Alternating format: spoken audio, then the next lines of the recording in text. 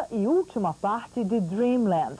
Os programas mostram a mais secreta base militar dos Estados Unidos, a Área 51. Militares, cientistas e pesquisadores revelam o que se passa por trás dos bem guardados muros da base. Segundo ex-funcionários, nesse pedaço do deserto de Nevada, os americanos estariam guardando corpos de seres extraterrestres e restos de naves espaciais que caíram na Terra. Segredos que o governo americano procura esconder de todas as formas. Assista agora a Dreamland. Previously on Dreamland. Have UFOs crashed on Earth? Have we made alien contact? Is the US government covering up a massive UFO conspiracy? Behind me is one of the most secret military bases in the world, deep in the heart of the Nevada desert. The Groom Lake test site, also known as Area 51 or Dreamland, has been home to US stealth projects since the Second World War. However, in recent years, a more disturbing story has emerged, and that is that the government is back engineering recovered alien spacecraft. It's a story the US government has tried to cover up for half a century. The truth behind Dreamland. I am convinced, based on my research and the individuals whom I've had contact in the U.S. intelligence community, that the U.S. government does indeed have craft that meet the description of many of the UFO reports. The whole aim of the project was to take these craft, or the one in particular that I was working on, and try and duplicate its systems and subsystems with earthly materials. I'm convinced beyond doubt that we have recovered aircraft, alien vehicles, that we have made contact with aliens, that we are communicating with them in some way or form, and that we have vehicles and bodies in preservation. They are here, whoever they are, wherever they came from, whatever they're doing. Other intelligences are messing around on our planet. I think that too many people's butts are on the line with this, that they lied to us too long, that a lot of people have stolen legitimate national security money to keep this cover-up going, that they have perpetuated disinformation schemes on the American public, probably on the British public. The Air Force knows that there was a crash saucer, there were alien bodies recovered, that there have been aircraft that have gone up to chase UFOs and have not come back. They know that we're dealing with the biggest story of the millennium.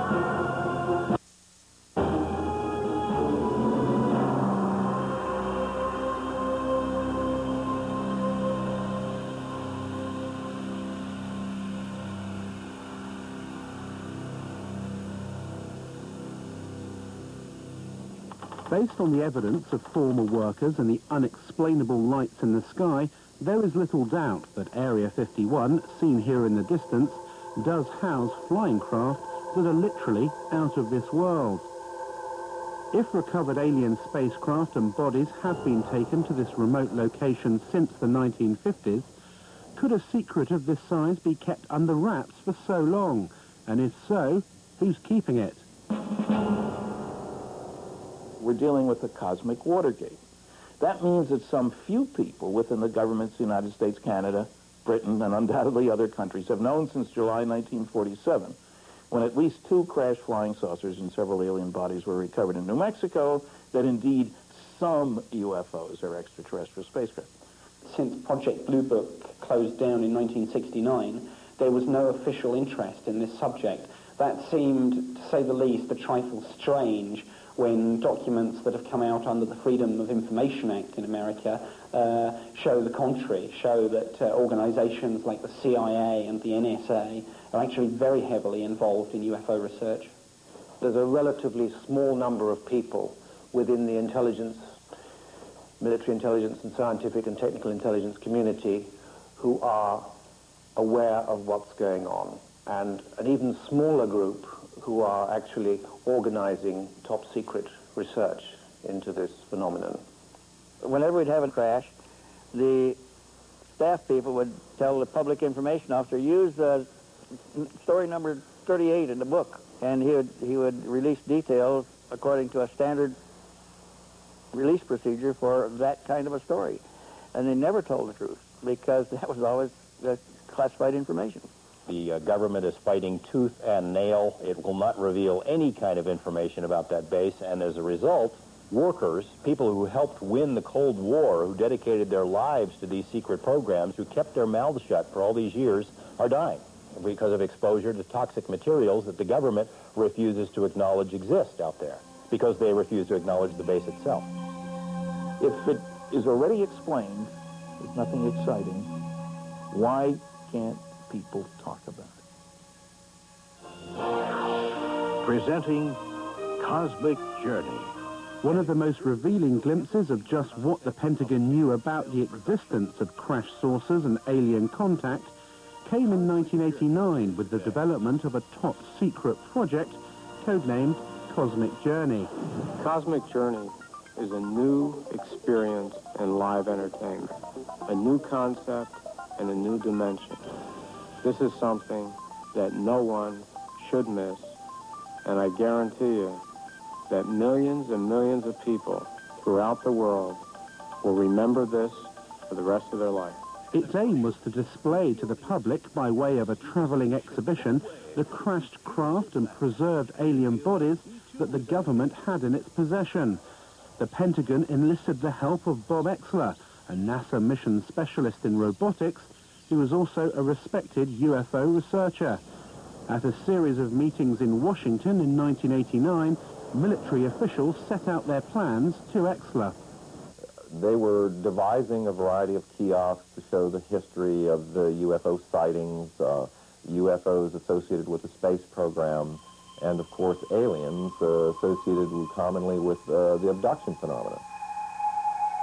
I was shown a photographic rendition that involved an actual, what appeared to be some form of an alien creature, typical to the gray aliens that have been referred to popularly in the publications and the press.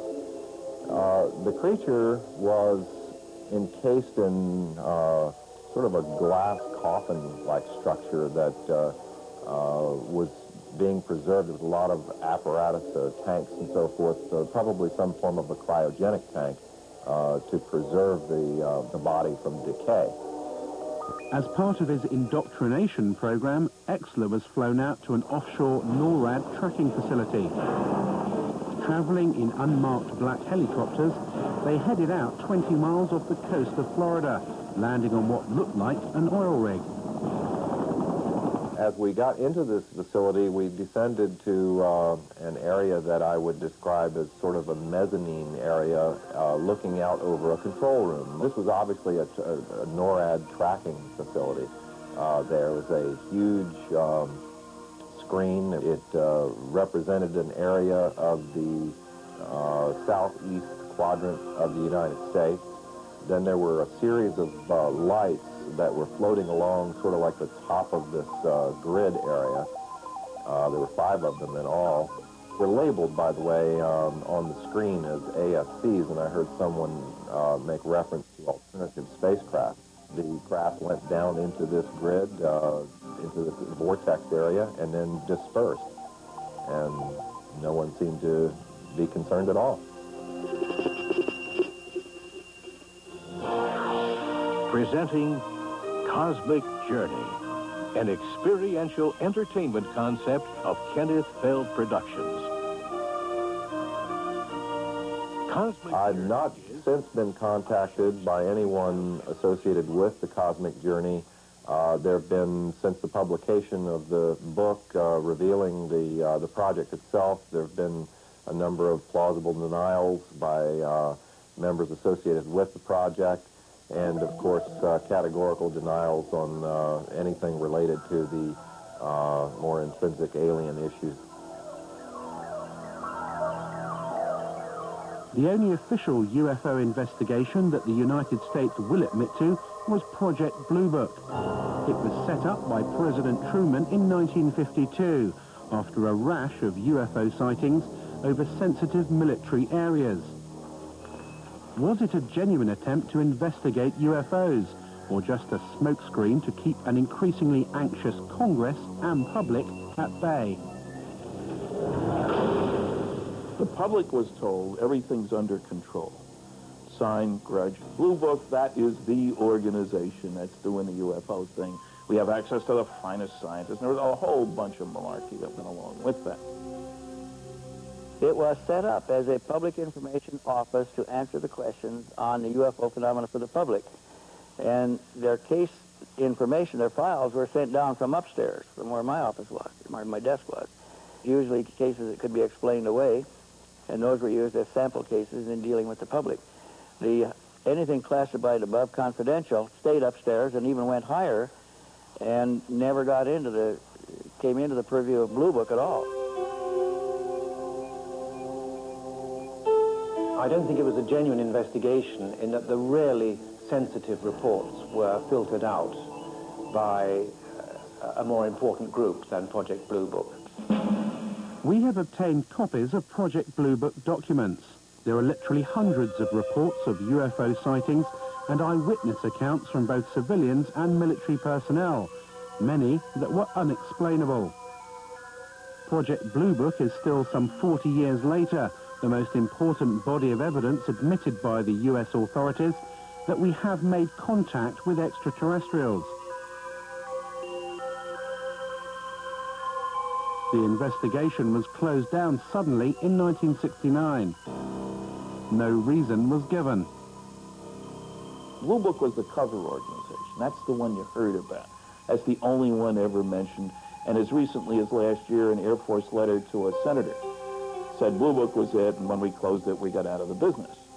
In reality, all these other groups concerned with monitoring the skies were continuing to look at militarily important cases.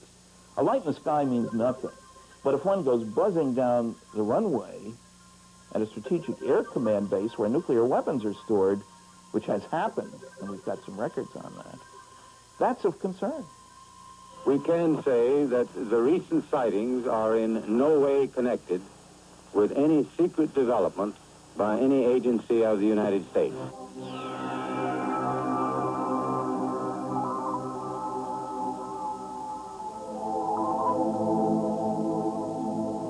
You can go and look through the Project Blue Book records and find numerous sightings which have been, quote, explained. And you go and look at the explanation and you find the explanation does not fit the description by the witness or witnesses. That's evidence that the Air Force was trying to get rid of the problem by explaining it away at all costs.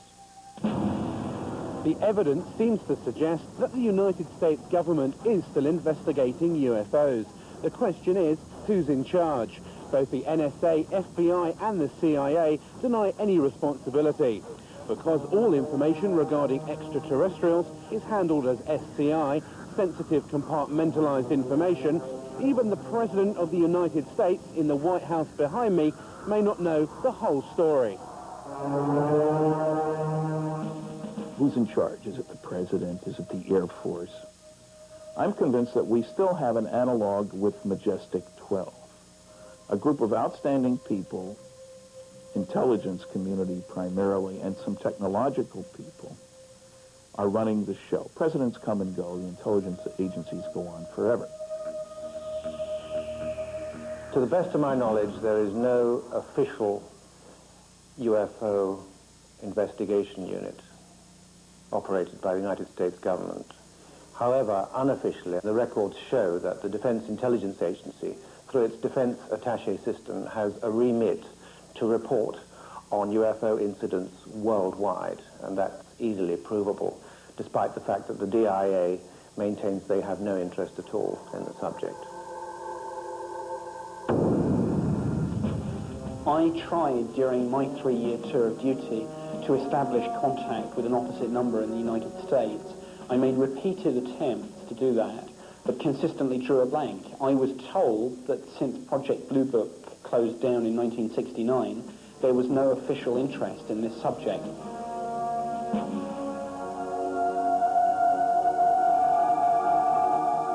I didn't work for the U.S. government. I worked for a satellite government of this country. As far as the Senate concerned, I think there was only one left, and that was Bob Dole. And as far as the presidents are concerned, the only presidents that I feel that I met at the facility back in the 50s and 60s were Nixon and Bush. We contacted former President George Bush to ask him what he knew about the existence of recovered alien craft and the developments out at Area 51. We received a fax response. Unfortunately, we are not able to provide answers to the questions that you send. President Bush's policy of long-standing is not to comment on or engage in speculation about alleged classified programs of any kind. A close confidant of George Bush and a man well acquainted with Area 51 was Admiral Bob Inman. His credentials are impeccable. He was director of both Naval Intelligence and the National Security Agency, as well as deputy director of the Defense Intelligence Agency and the CIA.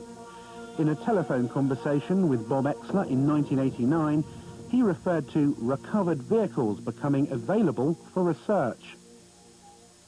Do you anticipate that any of the recovered vehicles would ever become available for technological research outside of the military circles? Again, I honestly don't know. 10 years ago, the answer would have been no.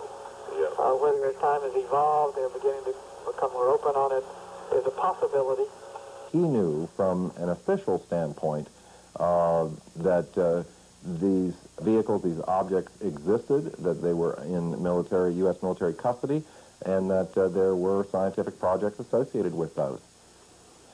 I believe it is the first revelation by anyone in a high enough level capacity within the U.S. government, especially within the intelligence community, to, in effect, acknowledge that we are indeed involved, that UFOs are real, that they were developed by non-human intelligence, and that somehow or another we have acquired possession of that technology.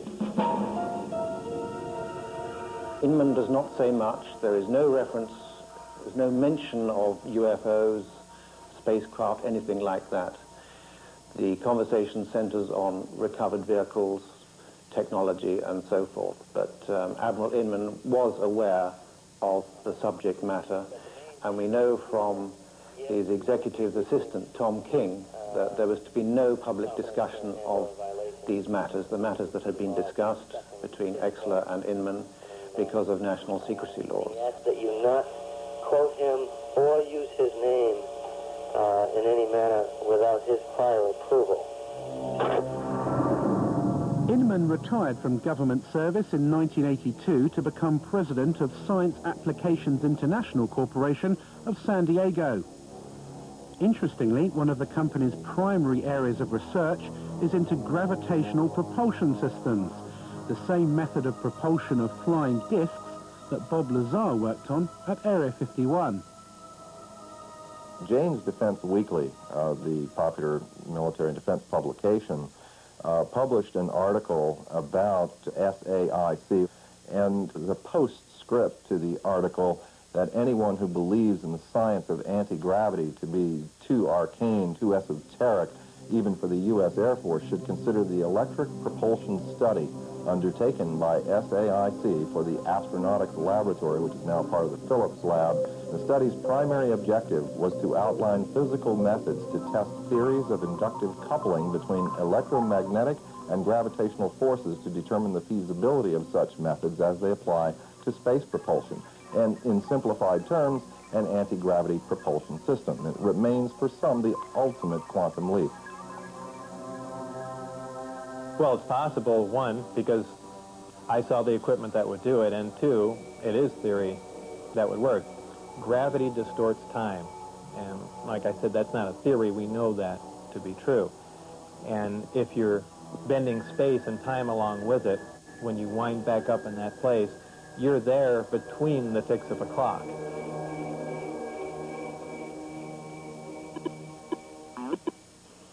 We called Admiral Inman to find out what he knows about Area 51 and why his company is developing this gravity propulsion system. Let me get right to the point that you're after. Yep. I had occasion in several different jobs to ask the question, was there any credible evidence?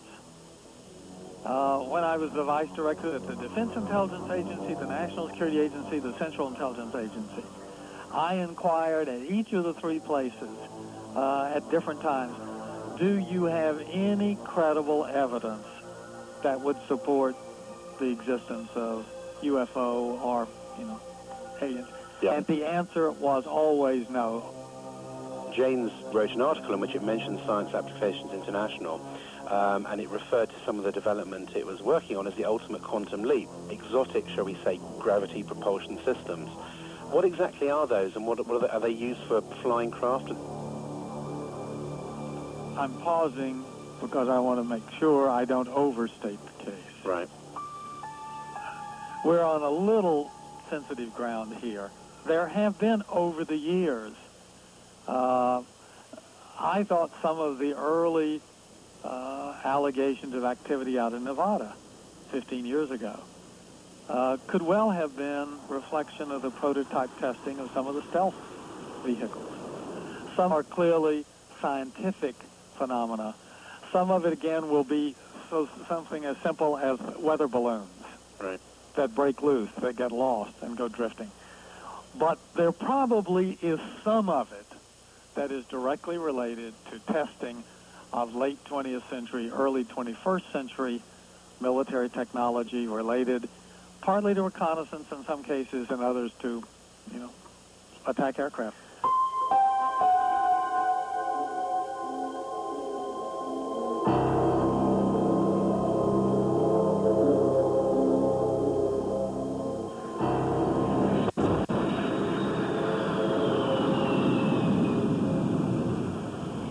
This is the Nellis Air Force Base, one of the top military installations in America.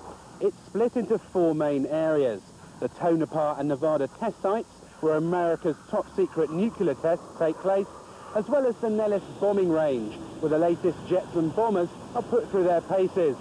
It's also home to Area 51, so if there are flying saucers being tested over the desert, then the personnel at Nellis definitely know about it.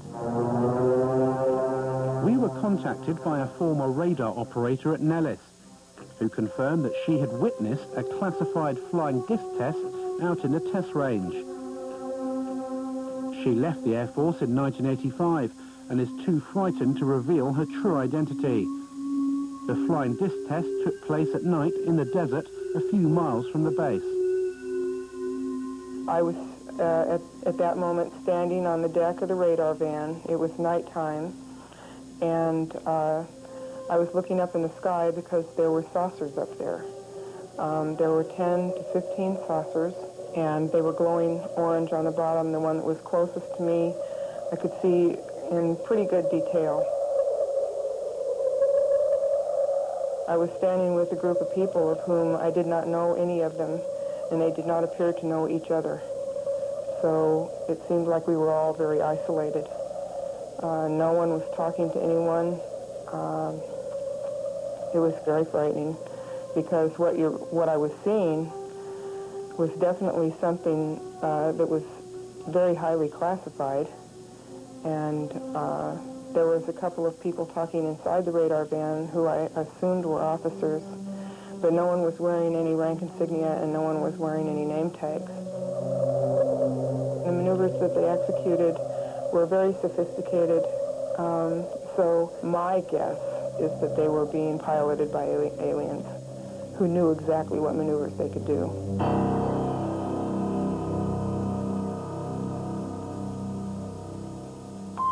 As part of the test, she was taken to what she believes was Area 51. We were taken to a medical facility that was very sophisticated. Someone came and took me into an examining room, and they had me lay down on a stainless steel table. And someone came in through the door, walked around the table up beside the right side of my head, saying in a real deadpan, monotone voice, "Stay calm, stay calm, stay calm." When he got up by the side of my head, he had a hypodermic needle hidden in his hand. He brought it up, and it went straight into the right side of my neck. And whatever chemical it was went straight to the brain. It has taken her over 10 years to come forward with this information. It has been very difficult to talk about this. It's almost like every time I relate the story, it gets a little easier, but when I first started talking about it, it was like my mouth didn't even want to form the words, and the sound didn't even want to come out of my throat.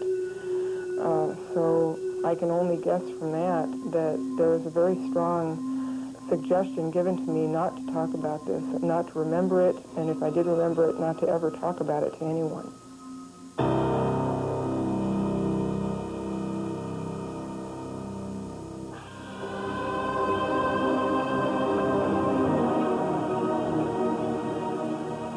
As recently as 10 years ago, this Lockheed A-12, which flew out of Groom Lake, was still one of the U.S. Air Force's most top-secret military aircraft.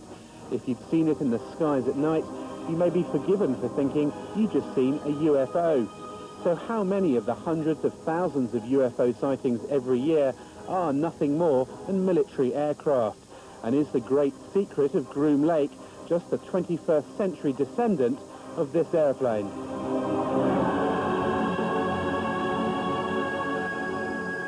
The original test pilot was Lou Schock.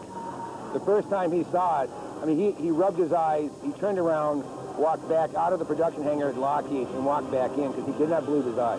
You know, initially they were going to call it El Salvador instead of Cygnus.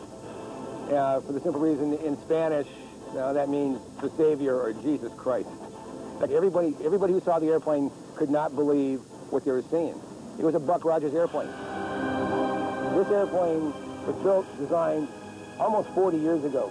40 years before that, the hottest thing flying was a Seversky P-35. 40 years before that, it was a balloon. So the technology has not stood still. So there's a very good possibility that we are looking at man-made transportation for the 21st century. The United States Air Force alone, in 1997, according to the latest budget request, will spend more than $11 billion on research, development, and production of secret weapon systems of one kind or another. That's considerably more than the entire research and production expenditure of any other military in the world. I am very distressed that the black project teams are operating without oversight from official committees, from Congress, if you will, from public oversight, with black budgets that no one knows where it's going or what it's being used for. I find that exceedingly distressing, frightening, the ultimate big brother scenario. I think a good part of the reason for keeping everything classified is because this is an awesome weapon. Now you think the amount of energy that this system can put out, weapon system if you want to look at it as that, and it obviously had some weapon potential. Just think about being able to deploy something like that virtually instantaneously anywhere in the world. You know, you have a conflict in the Middle East, how long does it take you to get an aircraft carry over there? Well, it takes a long time. Here's an awesome weapon power that flies, that can move somewhere virtually instantaneously and, you know, pound an enemy virtually into dust.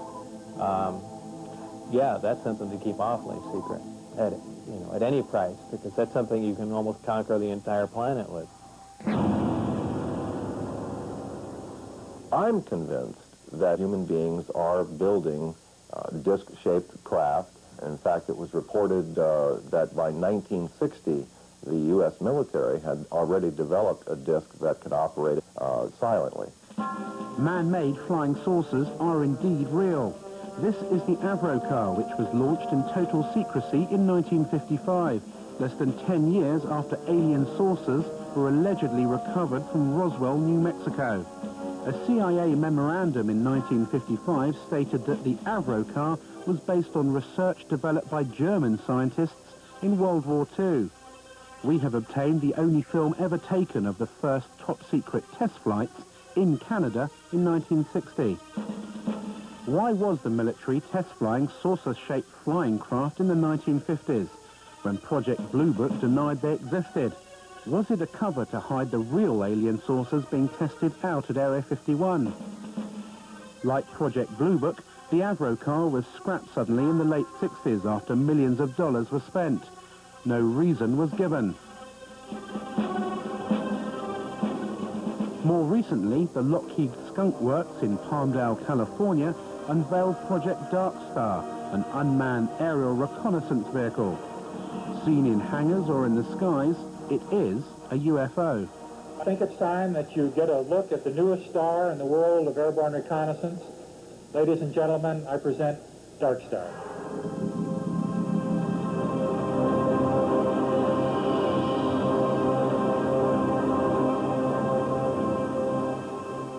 Dark Star is a very unusual looking aircraft. It has a saucer-shaped body and a pair of very long, slender wings attached to the back. Like many stealth aircraft, including the B-2, its appearance varies drastically according to what angle you see it from. If, for example, you see the aircraft kind of edgeways on, you might well think that this was something totally foreign, totally unlike any conventional aircraft, and certainly much more like what people have described as flying saucers. I think it's quite possible that some of the things that are being developed in the United States today are of such a revolutionary nature and still very secret that when they are seen from time to time, as things inevitably do get seen when they're tested, that they could be mistaken for what people think are UFOs. At any given time, of course, the technology that we have is 5 or 10 years more advanced than the technology that is on public display. But these sorts of things do not fly over the heads of bewildered members of the public. They fly exclusively in very clearly defined ranges and danger areas. So the sorts of things that are being reported as UFOs will not be ours.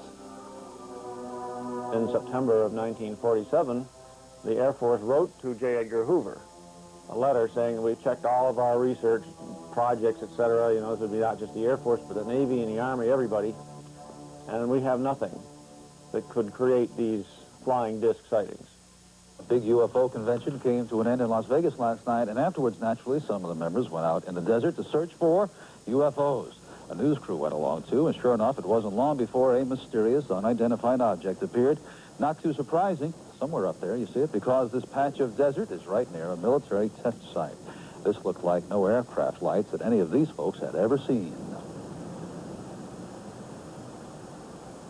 Was it a bird? Was it a plane? Was it the Aurora, the secret plane? We don't know. More to come, I'm sure, and the Air Force is not saying anything as usual.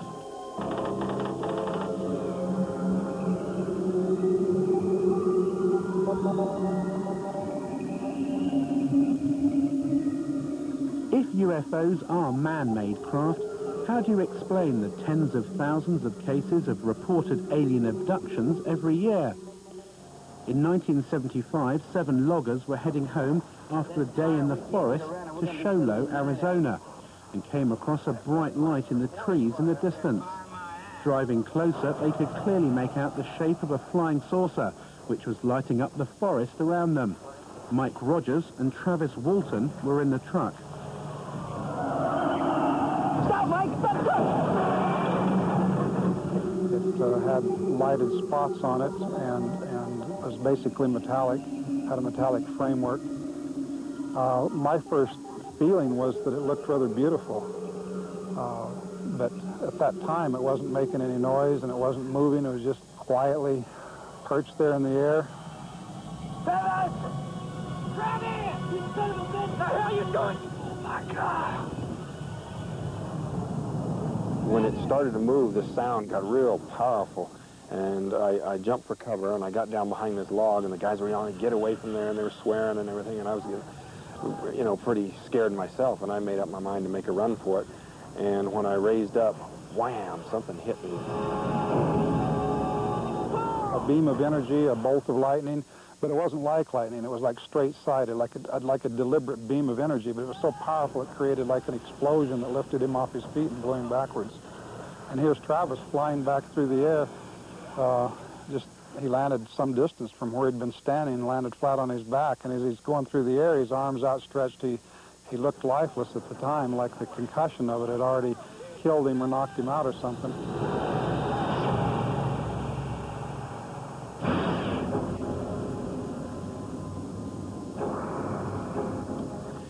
Well, I could hear the sounds of movement around me, and I had trouble focusing my eyes at first. I saw there was a light above me, and the ceiling was very close. I could feel I was laying on top of some hard raised surface.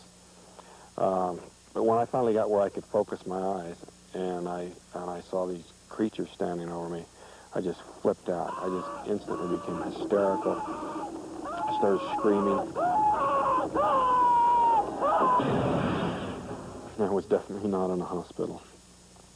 And can you describe what these aliens look like? Well, they were basically humanoid, you know, 2 arms, 2 legs, like that. But they had very large heads, no hair, huge eyes, sort of a pale grayish-white skin, and they were wearing coveralls, or kind of a brownish coverall. After spending what Travis remembers to be an hour or 2 inside the craft, the aliens put a mask over his face, and he awoke in the middle of the road with the craft above him. He'd been missing for 5 days. What do you say to people who say, you know, these 7 loggers in the woods just made this whole story up? I mean, you know, 7 people see the same thing. They stick by their stories for over 2 decades. You know, all of us have taken polygraph tests. Every theory the skeptics come up with is just absurd and easily proven so. Well, I spent a day with Travis and Mike Rogers. He passed the lie detector test. Their story is consistent. There were 5 other people there, after all, who saw part of these events unfold, who also passed the lie detector test. His story is consistent. It's never changed. In a court of law, that would make the case. I found his story profoundly convincing.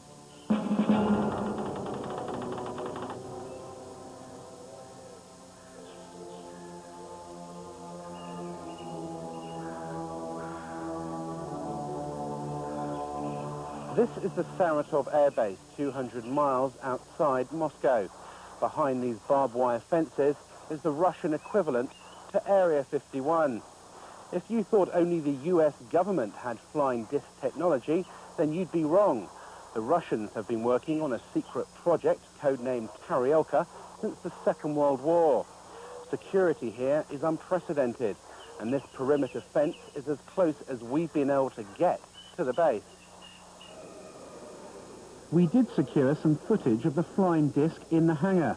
The codename for the project is Ekip, and it has been designed for humans to fly. We asked the scientist in charge of the project what propulsion system the craft uses, but he would not divulge what he called classified information. What is clear is that Taryelka is aimed at the commercial market, not the military. The Russian engineers here at Saratov see this as an alternative to aeroplane transport in the 21st century. Where the production and design expertise came to build the Taryelka, no one is saying.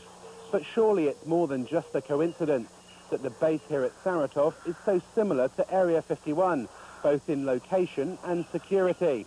And as in the US, the Taryelka project was started in the 1940s, just after the alleged saucer crash in Roswell, New Mexico. I'm pretty sure that the Russians have those craft. We were told directly by a leading Russian scientists who had hands-on worked on these things, that both the United States and the USSR had acquired information from captured Nazi scientists and had built craft like these. They knew that we had them. We knew that they had them. The story I got from the Russians before is that these same scientists who felt that there was an alien connection, Stalin himself, I was told, believed in this alien connection, that these things came from somewhere else. Now, I think because of the political changes and the political uncertainties in that country, even these scientists are backing off from that position. Well, we're not quite sure if these are alien anymore. They're not certain that the Kremlin needs any kind of a UFO expose right now. The Taryelka will be on display at trade shows around the world in a few years' time, sold off to the highest bidder. The fact that mankind may be transported in flying discs in the early part of the 21st century is a startling transition from science fiction into science fact.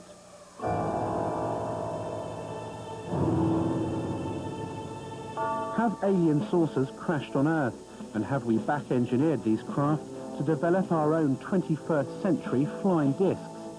The answer, however improbable, is yes.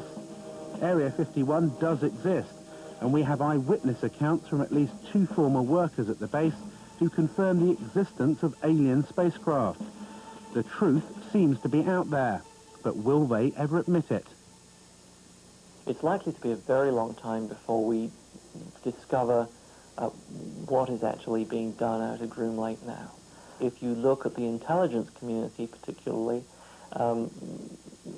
they seem to wait anything from 15 to 20 years or more after something has been retired before they acknowledge its existence. Therefore, if things are operational now, we may not see them for another 30, 40 years. What also happens at that point is that things remain secret for so long that the people who originally decided they should be classified are retired or quite possibly dead. And it becomes almost impossible to declassify a program at that point because nobody knows quite why the secret is being protected. The Air Force headquarters files up through 1955, 9,800 feet of material. That's 1,000 four-drawer filing cabinets. When I went to ask for stuff out of these files, only 10% of the boxes I was interested in had been classification reviewed. And in those boxes, there were withdrawal sheets all over the place. So secrets can be kept. They are being kept. One way that they're being kept is the naivete of the people who think, yeah, if this was going on, I would know about it. The ego is a powerful weapon. They have to know that it has to come out. And it has to be part of their program that it will come out. We just don't know what the agenda, what the time frame is. I think it's very reasonable, let's say if contact were made in the 1950s, I think it's very reasonable of the government to say, let's keep it secret for 40 or 50 or 60 years so we can study it, so we can reproduce the craft, so we can understand what it is we're dealing with and release it to society slowly. Perhaps that's what they're doing now. Do you think the secret will be out in a few years' time? I'm saying because I've got permission, I'll turn my papers over to you in 2002. And then you'll know who I am.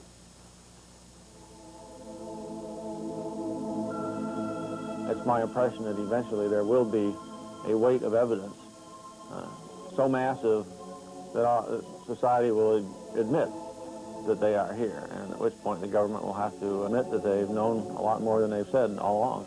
And this isn't just the U.S. government. You know, this is virtually every government in the world. In 1979, the SETI program was set up to search the far reaches of space for intelligent life. It would seem that we now have an answer. The real reason for the cover-up is likely to be far more sinister than mere secret technology. We have to consider that the aliens themselves may be controlling the cover-up, especially if they don't really want us to know what they're doing here. Even if there is some communication between the government and them, everything is being run by the ETs. They're so far beyond us in terms of technology that I don't think we would have a chance.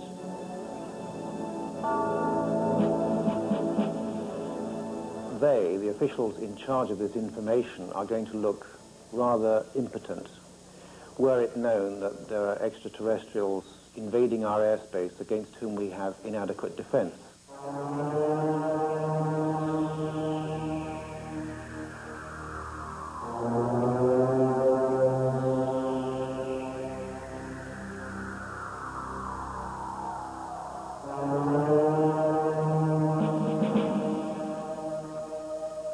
We have investigated Dreamland for over a year. Whilst we didn't see any flying discs or alien bodies, we did see lights in the sky which could not have been aeroplanes, military or otherwise. We have proved beyond a shadow of a doubt that Area 51 and a large underground base out at Groom Lake does exist. We've seen the workers fly in and out of the facility and talked to alleged former workers at Area 51 about their back engineering of recovered alien spacecraft. We've seen actual footage of man-made flying discs, both American and Russian. And there are warehouses across America housing files like these, full of UFO reports and alien abductions. Is this body of evidence just a figment of someone's imagination? I think not.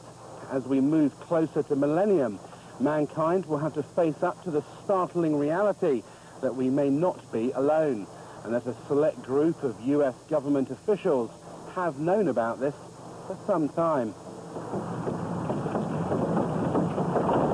I occasionally think how quickly our differences worldwide would vanish if we were facing an alien threat from outside this world. And yet, I ask you, is not an alien force already among us?